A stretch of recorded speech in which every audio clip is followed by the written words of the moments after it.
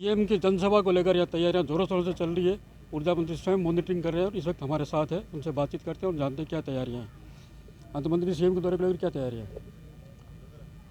देखिए, आज राजस्थान के जननायक मुख्यमंत्री श्री अशोक गहलोत जी और उनके साथ हमारे राजस्थान के प्रभारी सुखजिंदर सिंह रंधावा जी, राजस्थान प्रदेश कांग्रेस कमेटी के अध्यक्ष गोविंद सिंह डोटासरा जी, ये सब लोग आज नोखा पधार रहे हैं। सबसे पहले कांग्रेस का शीर्ष नेतृत्व है हमारे प्रदेश का। नोखा में श्रीमती सुशीला जी डूडी, जो कि रामेश्वर जी डूडी साहब की धर्मपत्नी है, उनको नोखा से कांग्रेस का उम्मीदवार बनाया गया है। तो वहाँ उनके नामांकन की सभा में मुख्यमंत्री जी और सभी नेतागण संबोधित करेंगे। उसके बाद में माननीय मुख्यमंत्री महोदय देशनोक की पवित्र भूमि पर पधारेंगे। यहाँ माँ करणी जी के दर्शन करने के लिए वो आ रहे हैं, माता जी के दर्शन करेंगे। और उसके बाद में देशनोक में हमारे देशनोक के नगर पालिका क्षेत्र के और बीकानेर सदर के लोगों की, कांग्रेस कार्यकर्ताओं की एक सभा को संबोधित करेंगे। और उसके बाद में बीकानेर में भी पूर्व और पश्चिम विधानसभा क्षेत्र की शाम को एक जनसभा रखी गई है। इस प्रकार से आज करीब 3-4 कार्यक्रम है मुख्यमंत्री जी के।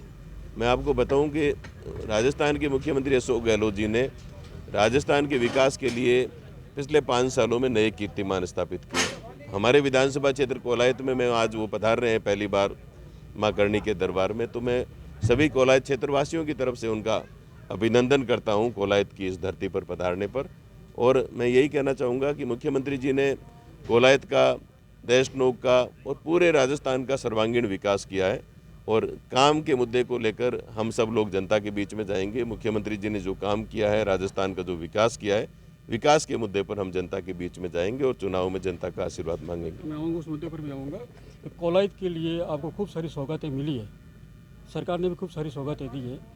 तो उन सौगातों को लेकर मुख्यमंत्री का जो दौरा है, तो मेरे हिसाब से कोलायत का पहला दौरा है जिसके लिए हाँ इतनी बड़ी जनसभा को संबोधित करेंगे वो।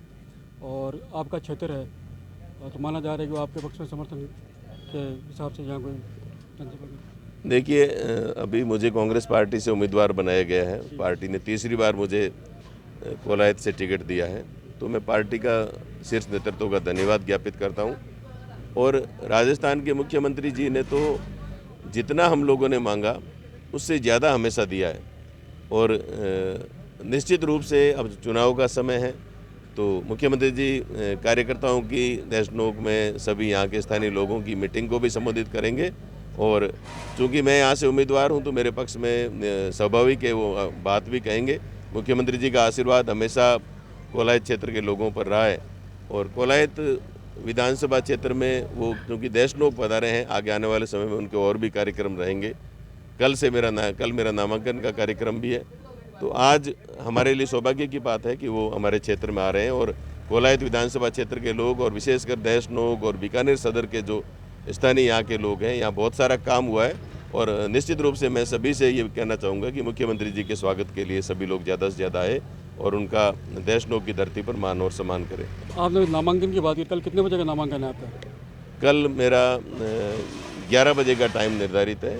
नामांकन का 11 बजे हम लोग पहुंचेंगे और उसके बाद में 1 घंटे का 12:15 बजे के करीब नामांकन एसडीएम कार्यालय में दाखिल किया जाएगा। और उसमें भी कल भी लोग बड़ी संख्या में नामांकन के अवसर पर मुझे आशीर्वाद देने के लिए आए। मैं आह्वान भी करना चाहूँगा। और निश्चित रूप से मैं यही कहूँगा कि कोलायत का विकास पिछले 5 सालों में इतना ज़्यादा हुआ है जितना पिछले 70 सालों में नहीं हुआ है। और राजस्थान की सरकार, अशोक गहलोत जी की सरकार की वजह से ये सब संभव हुआ है।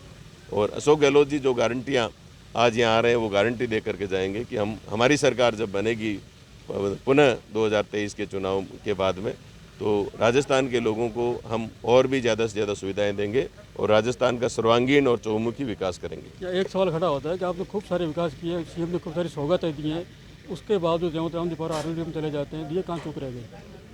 देखिए, वो रेवतराम जी पंवार साहब तो कांग्रेस परिवार के ही सदस्य थे और पार्टी ने उनको हमेशा मान और सम्मान दिया। वो लोग सांसद प्रत्याशी बनाया, 2 बार विधायक भी रहे।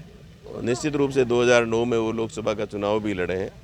वो उनका अपना व्यक्तिगत निर्णय है, उसमें तो मैं कुछ नहीं कहूँगा। लेकिन मैं ये कहना चाहूँगा कि कांग्रेस पार्टी की रीति नीति में पर वो जीवन भर चले।